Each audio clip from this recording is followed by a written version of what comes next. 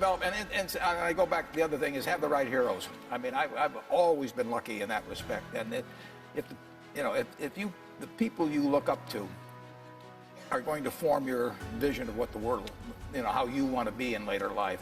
And I'll give you two pieces of advice. I'd invest as much in myself as you can. I mean, you're your own biggest asset by far. I mean, you've got all kinds of potential. All the people in this room, you're lucky to be in this country, gotten a good education, but most people go through life using up a very, very small part of their potential. And so anything you do that invests in yourself,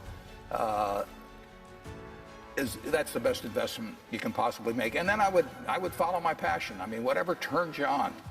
I was lucky. I found something early that turned me on. But you don't want to take a job just for the money. You don't want to take a job for an organization that you really don't feel good about, or work for people that you don't feel good about. You really want to be excited when you get out of bed every morning. And it won't necessarily be the job that you have 10 years later, but you'll be learning so much as you go along. And I took a job with Ben Graham, my hero, and I never asked the salary, and I found at the end of the month when I got my first paycheck what I was earning, because I just knew it was the right thing to be doing. So I would follow. The worst investment I ever made? How long do you have?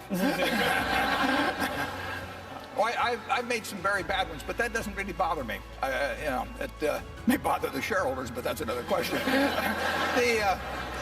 You're going to make mistakes in life. I mean, there's no question about it. You don't want to make them on the big decisions, who you marry and some things like that. So there's no way I'm going to make a lot of business and investment decisions without making some mistakes. I may try to minimize them. I don't dwell on them at all. I don't look back.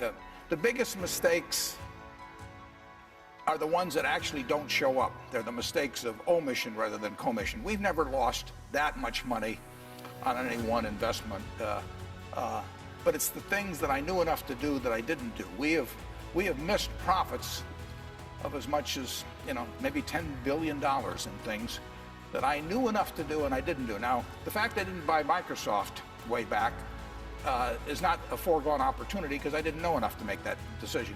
But there have been other investments where I didn't know enough to make the decision, and for one reason or another, I either didn't do it at all, or I did it on a small scale. I was sucking my thumb when I should have been writing checks, basically. And those don't show up. There's no place where it shows missed opportunities, but I've missed some big ones.